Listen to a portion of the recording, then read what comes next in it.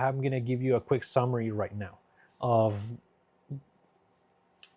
book number 3 so far. I read it pretty fast, and then I highlighted a few things, and now I went back to it just a couple minutes, maybe an hour ago, and I just made a few bullet points of things that caught my attention, and that's what I'm going to go over right now. So, a quick summary. Like I said, it's only about 29 pages. It probably differs depending on what version you're reading, and what, if it's electronic version. And it just so happens that it's about 29 pages or 30 pages from this book, so it's not very long. And the main categories that are covered in the book are, I separated them into 3 categories. So first, it starts off on the very first page. He talks about what is a state, and he goes into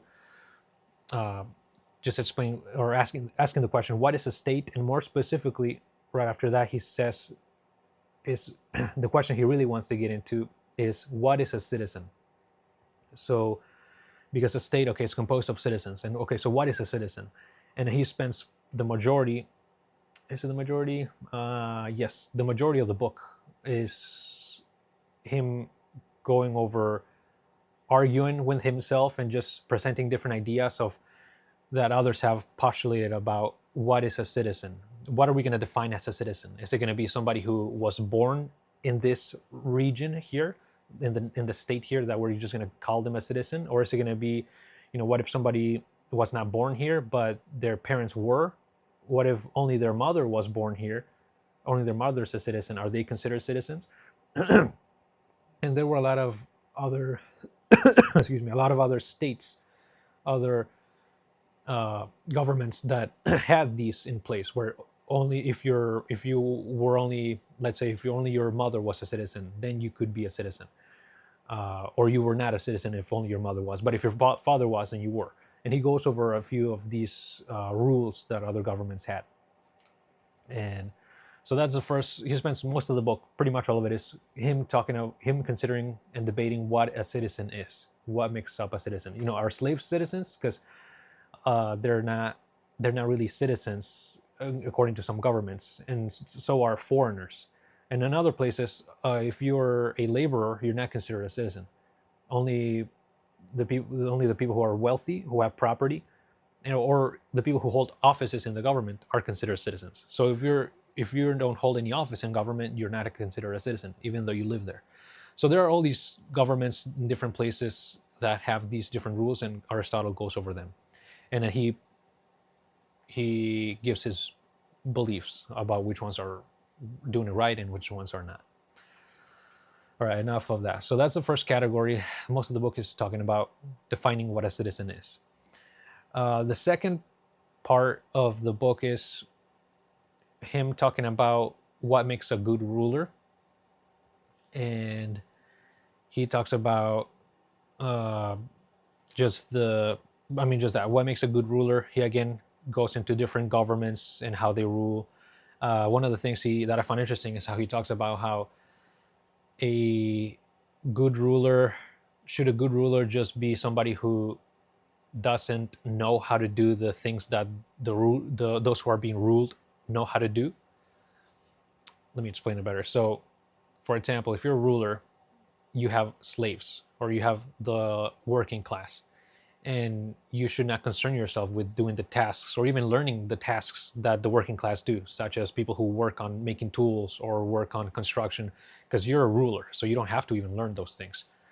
And that's an idea that some people have, that that's what a ruler should be, whereas other people, and from what I understood, Aristotle falls in this camp. He believes that if you are a ruler, you should be good at ruling, and the way that you become a ruler is by knowing how to obey somebody else.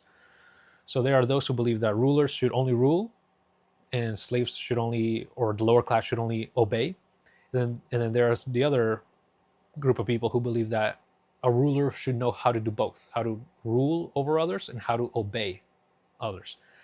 And he goes into the forms of government, how I don't want to get into it right now, but this is supposed to be a summary. But he goes into the forms of government and how which does which. Uh, hopefully that makes sense. Uh, and so that's the second category. So again, the first, he talks about citizens. This is how I'm dividing it.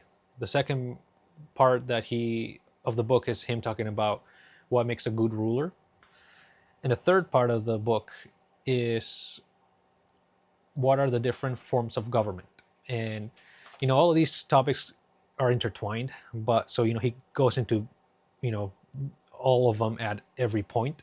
But this third part is the different forms of government, and he actually talks about how there's the there government.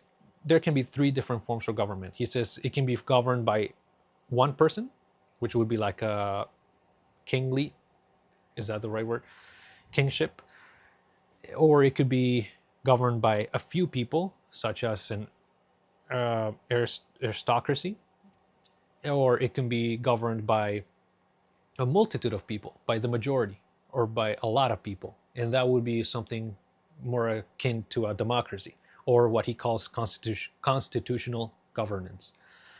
And then he goes into those three, and he talks about how there are those three, all three of them can be done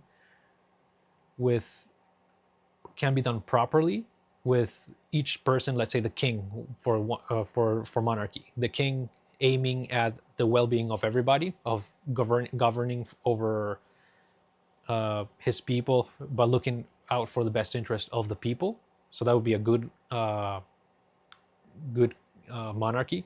Or it can be a bad monarchy in which the king is only looking out for himself and he doesn't care about the good of his people. And I'll go over later about the different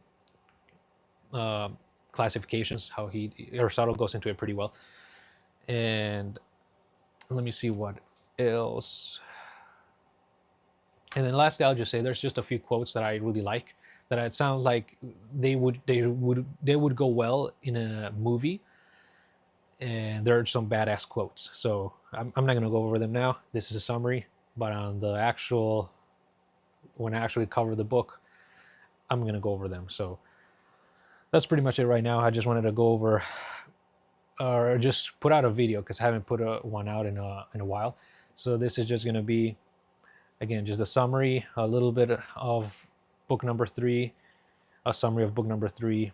I'm actually going to go into it in a more organized, perhaps chronological order. That way I actually give you all the facts and get more in depth. So that's going to be the next video. I'm probably going to make it right after this one. We'll see.